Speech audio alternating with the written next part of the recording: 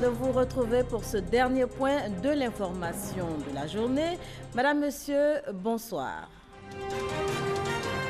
Le défi Faim Zéro en Afrique de l'Ouest et du Centre, au cœur de la réunion biannuelle du PAM, le programme alimentaire mondial. La réunion ouverte ce matin en présence du vice-président de la République, Daniel Kablan-Duncan. On en parle dans quelques instants. Un événement célébré ce mardi 13 février, mardi gras, un moment festif marqué par des processions de tout petits vêtus de tenues traditionnelles à travers donc différents quartiers. Le mardi gras annonce le début du carême chrétien. La Saint-Valentin, la fête des amoureux, c'est demain. Entre autres mots doux et cadeaux, les idées fusent pour déclarer sa flamme. Cela se fera certainement pour beaucoup devant un de ces films qui donne l'envie d'aimer. On en parlera également dans ce journal. Mais avant, le défi Faim Zéro en Afrique de l'Ouest et du Centre, au cœur de la réunion biannuelle du PAM, le programme alimentaire mondial, réunion ouverte ce matin, c'était en présence du vice-président de la République, Daniel Kablan-Duncan, cérémonie d'ouverture suivie pour vous par Viviane Haïma. Ouverte ce mardi 13 février ici à Abidjan, la réunion biannuelle des directeurs et représentants pays pour la région Afrique de l'Ouest et du Centre du Programme alimentaire mondial sera l'occasion de dresser le bilan des activités du PAM en Afrique de l'Ouest et du Centre au cours de l'année 2017 et adopter le programme d'action pour 2018. En 2016, le PAM a assisté près de 10 millions de personnes en Afrique de l'Ouest à travers les cantines scolaires, la distribution de vivres aux communautés frappées par les conflits et les catastrophes naturelles et à travers ses programmes de lutte contre la malnutrition maternelle et infantile. Le défi Faim Zéro, dont l'objectif est l'élimination de la faim dans le monde à l'horizon 2030, reste aussi un important challenge pour le Programme alimentaire mondial qui a décidé de doter la région ouest africaine d'un centre d'excellence contre la faim pour impulser une dynamique dans toute la région. Le centre d'excellence pour l'Afrique de l'Ouest et du Centre va être basé en Côte d'Ivoire, non seulement pour aider le gouvernement de la Côte d'Ivoire et les partenaires à travailler sur les questions de sécurité alimentaire, mais aussi les autres pays d'Afrique qui vont venir ici. C'est un centre où les bonnes pratiques vont être développées pour faire un peu tout ce qui est renforcement de capacité et partager un peu les solutions. Ce sera sous le leadership du gouvernement ivoirien avec l'appui du Programme alimentaire mondial. Présent à cette séance d'ouverture, le vice-président Daniel Kablan-Duncan s'est réjoui du choix de la Côte d'Ivoire pour abriter le centre d'excellence régional contre la faim. Il a assuré que son pays dispose pour assumer cette responsabilité de sa volonté politique et d'une pratique en la matière. La faim et la malnutrition sont au cœur de la problématique de la lutte contre l'extrême pauvreté et la promotion de la prospérité partagée en tant que dimension importante du développement social et humain. À cet effet, le gouvernement de Côte d'Ivoire a créé le Conseil national pour la nutrition, en abrégé CNN, en juillet 2014, une plateforme multisectorielle et multi-acteurs pour une convergence des politiques et des initiatives opérationnelles dans une synergie d'action en vue d'une meilleure valorisation des acquis tangibles des politiques sectorielles mises en œuvre par le gouvernement. Mesdames et messieurs, la Côte d'Ivoire dispose aujourd'hui de fondamentaux solides pour accélérer la lutte contre la faim et la malnutrition. Le Centre d'excellence régionale contre la faim sera un important levier pour aller de l'avant dans la lutte contre la faim et la malnutrition, bien sûr dans le pays, mais pourquoi pas dans la sous-région. Cela permettra donc également d'impulser la dynamique de cette lutte aux pays voisins, vu la place qu'occupe la Côte d'Ivoire dans l'économie dans notre sous-région. Si le Programme alimentaire mondial, grâce à son centre d'excellence contre la faim, installé au Brésil, a conduit ce pays à éliminer la faim sur son sol, c'est dire tout l'espoir que représente le Centre d'excellence contre la faim pour la région ouest africaine qui verra le jour. La réunion régionale du PAM qui se tient à Abidjan va dresser les contours de sa mise en œuvre. Aujourd'hui, 13 février 2018, le monde célèbre la radio, une 7e édition qui fait la part belle au sport et aux femmes. Notez qu'en Côte d'Ivoire, c'est la ville de Yamoussoukro qui a accueilli l'événement, célébration donc officielle à laquelle prenait part le monde des médias aux côtés de l'UNESCO. Kwame Jean-Daniel de Dieu. La Fondation Félix Houphouët-Boigny pour la recherche de la paix a abrité la cérémonie marquant la 7e journée mondiale de la radio. Média le plus accessible, le plus écouté depuis la nuit des temps. C'est une injustice qui a été réparée. Radio Côte d'Ivoire se battra toujours pour leur apporter le bonheur, le plaisir qu'ils souhaitent obtenir en écoutant leur radio. Journée d'échange, de partage d'expériences et d'encouragement. Tribune également d'expression d'une passion et d'hommage. C'est à travers les radios que nos parents apprenaient certaines informations concernant la santé, concernant l'éducation, concernant le sport. Donc naturellement, nous avons eu un amour fou dès le départ. C'est rendre hommage à ces hommes de médias. C'est de les encourager dans leurs activités, dans leur métier. Des organisateurs et participants souhaitent des radios au service de la paix et du développement. Qui concourent dans le cas de notre pays à la réconciliation nationale, à la citoyenneté, à la démocratie et à la paix. Pour les organisations internationales, Mazoni Giacomo et Grégoire Ndjaka, s'appuyant sur le thème de cette journée, radio et sport ont relevé le phénomène des droits de retransmission qui prive de nombreux pays d'importants événements sportifs. Sur 54 pays d'Afrique, 13 pays seulement où on a retransmis la Coupe d'Afrique des Nations. Au nom de l'UNESCO et du ministre Nabaye Kone Bruno, des messages ont été délivrés portant sur l'accès à l'information et à la liberté d'expression pour la promotion humaine.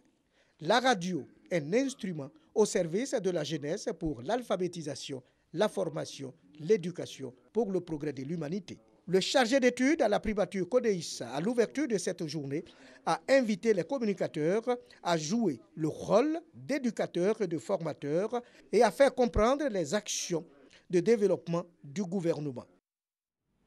Et justement, quelques interrogations à propos donc de cette journée de la radio célébrée tous les 13 février. Le média a-t-il encore audience en milieu rural? Quel rapport entre les populations rurales et la radio à ce jour? À Bongwanou, en tout cas, dans la région du Moronou, on peut le dire sans risque de se tromper, les populations portent encore la radio dans leur cœur, quel que soit le support médiatique, eh bien, elles l'ont toujours à portée de main. C'est ce que nous dit Eugène Atoubé. Dans ce maquis au décor champêtre qui replonge le client dans une atmosphère de village, quelques clients consomment tranquilles. Le temps de servir toutes les commandes, un appareil communément appelé mini-chaîne installé dehors entretient la clientèle au son de la radio. Rarement en pareil lieu, une place est accordée à la radio. Avec notre correspondant régional, Richard Dibi Abonois. Bonsoir Richard. Bonsoir. Stéphane Dioma, bonsoir. Ravi de vous retrouver Richard Dibi. Déjà, dites-nous, qu'est-ce qu'on peut dire sur ce tournoi-là? Bienvenue à Bongwanou.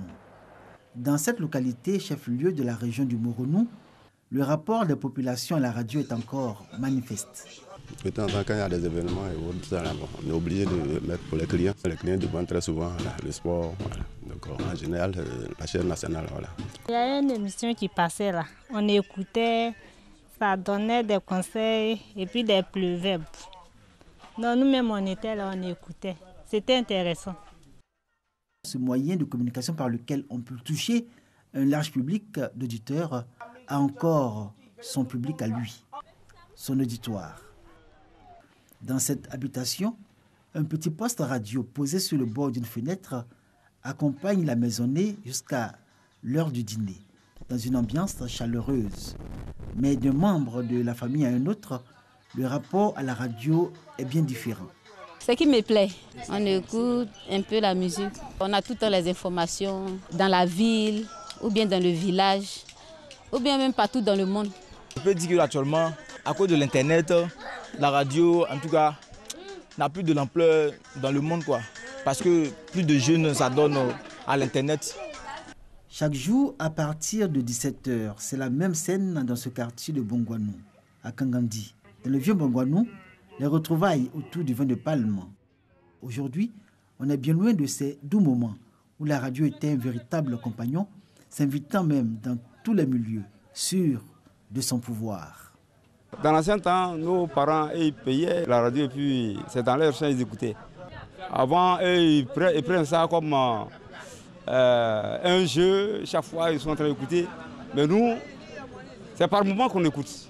On préfère payer le portable et puis ça remplace tout quoi. J'écoute la radio, puisque c'est ma première femme, la radio. Partout où je passe, mon poste radio, mon petit poste radio. Sans radio, il ne peut pas dormir. Je vais au champ avec mon poste radio. J'écoute toujours. On est frappé par une chose aujourd'hui. À Bongwanou, dans plusieurs habitations et dans presque tous les quartiers, on voit de moins en moins de postes de radio. Dans les villages et campements aussi, la même réalité est observable. Les populations ne cachent pas pour autant leur amour pour la radio et pour le démontrer, certains n'hésitent pas à montrer avec une certaine fierté leur poste de radio. Vieillot, et dont l'esthétique et le design ne sont en rien comparables à certains nouveaux modèles et types de radio vendus aujourd'hui dans le commerce. Moins cher comme jamais, venez voir, on ne donne pas cadeau seulement, mais on voit moins cher.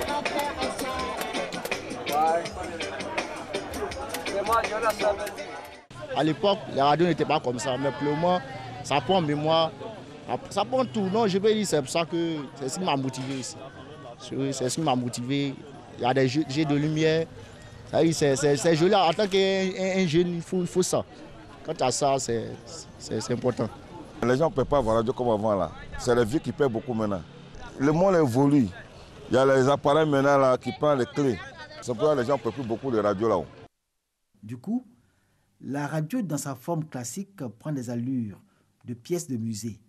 Mais quoique postiche et au risque de disparaître dans ce nouvel univers de high-tech, ce merveilleux instrument de communication s'est adapté aux exigences de la modernité. Ainsi, de leur téléphone portable, nombreux sont les amoureux des programmes de radio qui peuvent recevoir leurs émissions préférées à partir des studios de radio, comme ici à Radio Moronou. Dans mon portail, il y a Radio Moronou. Chaque matin, j'écoute Radio Moronou. J'ai payé portable, il y a radio dedans. Est-ce que c'est obligé d'aller payer? La radio aujourd'hui, il est beaucoup écoutée sur le portable, au dehors surtout. Tu ne verras pas un jeune aujourd'hui qui n'a pas un portable en main ou s'est branché sur la radio en écoutant les émissions. Tu ne rentreras pas dans une famille ressortie sans trouver au moins un poste radio. Dans chaque foyer, vous rentrez, vous en trouverez. Vous rentrez dans un campement, vous avez une radio à votre disposition. La radio, malgré l'évolution du temps, touche, séduit et plaît encore, surtout en zone rurale, où les populations perçoivent toujours toute la quintessence de ses fonctions et de sa mission de développement. Et du fait de la déclinaison de ses programmes sur d'autres supports médiatiques, la radio conserve encore son public, jusqu'à toucher et happer d'autres publics encore, surtout dans les milieux jeunes. Un autre événement célébré ce mardi 13 février, le Mardi Gras, moment festif marqué entre autres par des processions de tout petits vêtus de tenues traditionnelles, procession donc à travers tous les quartiers.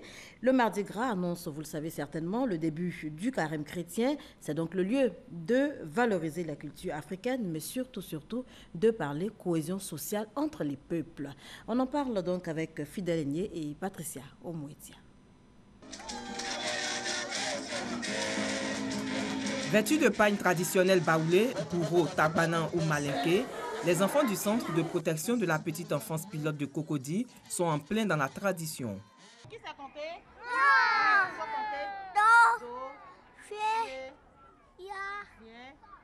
Selon la directrice de cet établissement, cet exercice vise à apprendre aux enfants à allier modernisme et tradition à l'occasion de Mardi Gras. On a choisi nos régions du nord, du sud, de l'est, de l'ouest et du centre. Et tout ça, il faut qu'ils sachent que la Côte d'Ivoire est une et indivisible. Donc, il faut leur inculquer ce savoir-vivre, ce savoir s'intégrer, ce savoir se socialiser.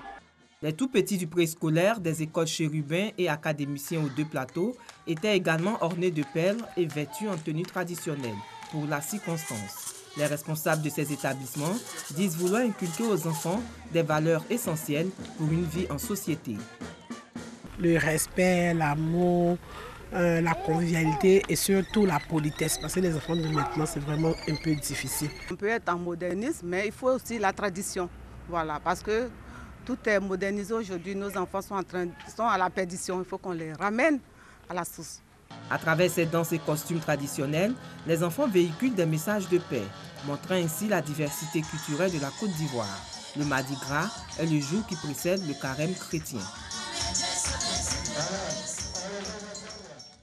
Vous l'avez dit, donc, Patricia Omouetia, aujourd'hui, Mardi Gras, demain, donc, démarre le carême chrétien avec le mercredi des Cendres.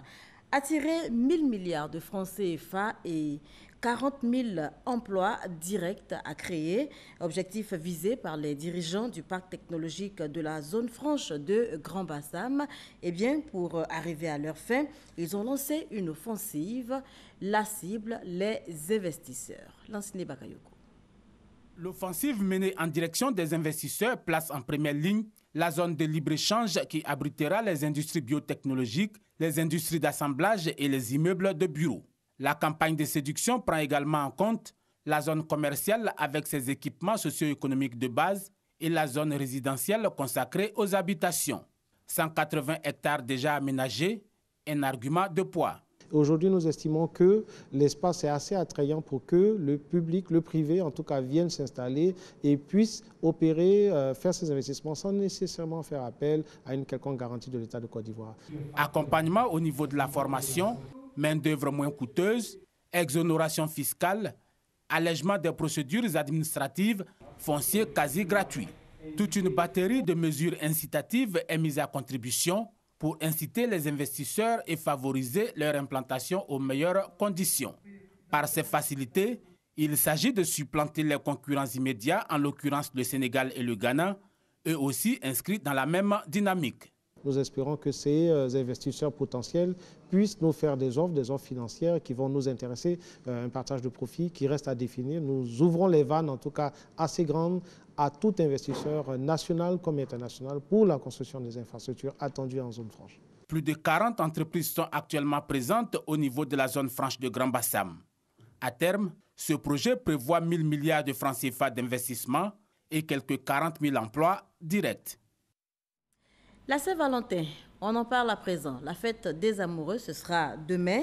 Entre mots doux et cadeaux, les idées fusent pour en tout cas déclarer sa flamme ou encore la raviver. Cela se fera pour beaucoup devant un de ces films qui donnent l'envie d'aimer, Titanic, Roméo et Juliette ou encore des films d'auteurs africains. Le sujet est abordé ce soir par Franco Adio et c'est justement à l'occasion de la célébration demain, 14 février, de la Saint-Valentin.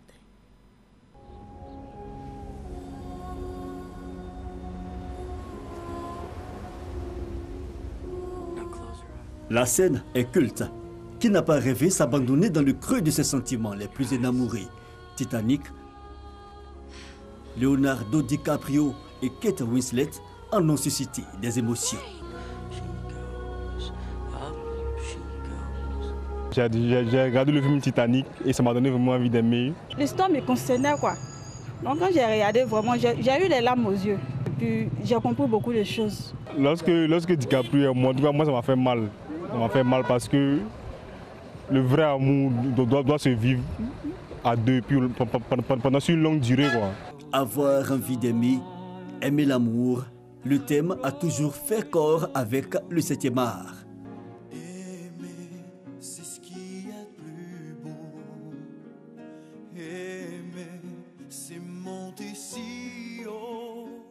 Moment saisissant d'un coup de foudre à Notting Hill, fin des années 90.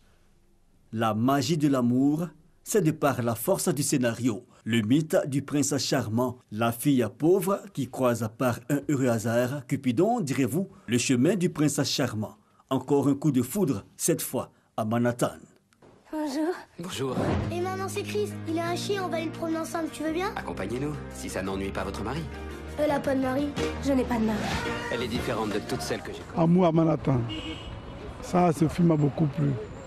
Faut te dire que quand on aime, on fait fi à tous les obstacles. Mais le cinéma vendeur de rêves sibyllins date de longtemps. Déjà, à l'approche de la Deuxième Guerre mondiale, l'Europe s'interrogeait sur son avenir, tandis que l'Amérique, elle, était pleine de réponses. Et l'Europe, en transhumance vers l'Amérique, y exporte sa sensibilité, illustration, autant en apportant le vent. 1939 avec Clark Gable et un soupçon d'exotisme en 1942 avec Casablanca de Michael Curtiz. Un secret? Oh, Ashley. Ashley, je vous aime. Scarlett. Ashley, je vous aime, je le jure. Années 80, 90, 2000, la force du cinéma, toujours puisée dans les sentiments. 1968, une pièce de Shakespeare est adaptée au grand écran. Roméo et Juliette, l'amour dans sa pure extrémité, le sacrifice pour l'être aimé.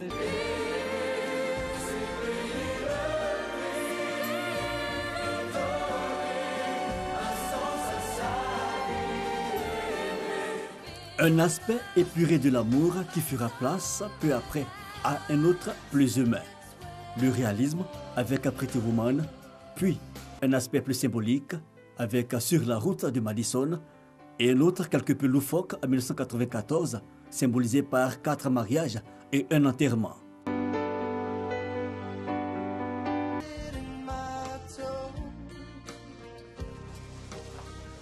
What do you think?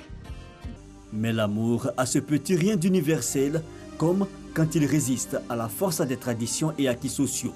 Jelly, le griot de Fadiga Kramo Lanciné, Petanki de Yoko Zoloa, Sia, le rêve du python, ou le fort émouvant Caramel de Henri Duparc, expression de l'amour dans son aspect inachevé.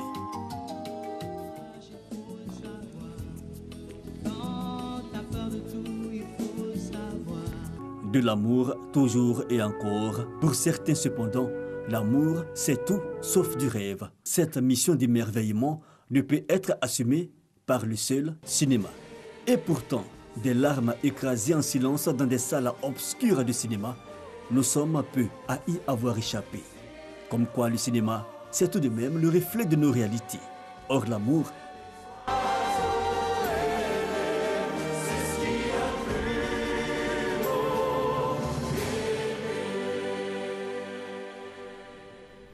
voilà, Franck Quadio qui nous conduisait donc dans l'univers de ces films qui donnent envie d'aimer. Je vous conduis, moi, à présent, sur le terrain politique, à Marcory et à Dikodougou, dans le nord de la Côte d'Ivoire, d'un bout du pays à un autre, pour avoir donc des échos de la tournée de sensibilisation entreprise par le Rassemblement des Républicains il y a maintenant quelques semaines. Journée festive pour les populations du département de Dikodougou, dans la région du Poro. Venu célébrer le président Alassane Ouattara pour les œuvres réalisées dans cette région, fils et filles ont également célébré le général Issa Koulibaly, récemment nommé secrétaire général adjoint du RDR, chargé des relations avec les organisations syndicales. Nous devons tous redoubler d'efforts pour aller chaque jour un peu plus de l'avant. Le ministre de la fonction publique, Issa Koulibaly, a appelé ses parents à l'union et au rassemblement lors de cette cérémonie. Mariam Fétigué Koulibaly et Ibrahim Sissé Bakongo, 2 émissaires du RDR à Makori. Leur mission, informer et sensibiliser les militants sur la vie du parti. Lors du meeting qu'ils ont tenu, la liste électorale était au cœur des échanges. Tous ces jeunes que vous connaissez, qui n'avaient pas 18 ans, mais qui l'ont maintenant, qui sont donc en âge de voter, que vous les trouviez, que vous les aidiez à se faire enrôler ou à se faire inscrire sur la liste électorale. Les 2 émissaires ont également lancé des appels à la paix et au renforcement de la cohésion sociale entre les Ivoiriens. Et toujours sur le terrain politique, des ONG représentées au sein du groupe de plaidoyer et d'action pour la transparence des élections ont échangé ce mardi avec les présidents et les secrétaires généraux de partis politiques de l'opposition. On suit ce reportage de Gabriel Zani pour en savoir davantage. Ils se sont constitués en un groupe de plaidoyer et d'action pour la transparence des élections, en abrégé GEPAT. Et depuis des semaines, ces représentants des associations de la société civile sollicitent les rencontres avec les institutions de la République et aussi avec l'opposition pour harmoniser leur position sur la commission électorale indépendante. Au sorti de la consultation de ce mardi, avec 15 partis de l'opposition, leur position est sans équivoque. Nous avons souhaité que dorénavant, le nombre de commissaires soit réduit, passant de 17 à 13. Et qu'ensuite il y ait une représentation équilibrée entre les partis politiques de l'opposition, ceux au pouvoir et la société civile, à raison de 3 par composante, avec donc d'autres représentants qui viendraient de la magistrature, des avocats et des organisations féminines et des médias et de la presse. L'opposition renchérit le point de vue du GEPAT. Nous nous appuyons sur la proposition de la société civile pour demander au gouvernement d'engager dès maintenant les discussions afin que nous mettions en place une nouvelle CEI pour régler la question de l'existence juridique d'une CEI conforme aux règles internationales. Voir la CEI dirigée par la société civile, c'est aussi l'un des souhaits du GEPAT. L'immigration irrégulière, véritable casse-tête pour les dirigeants africains.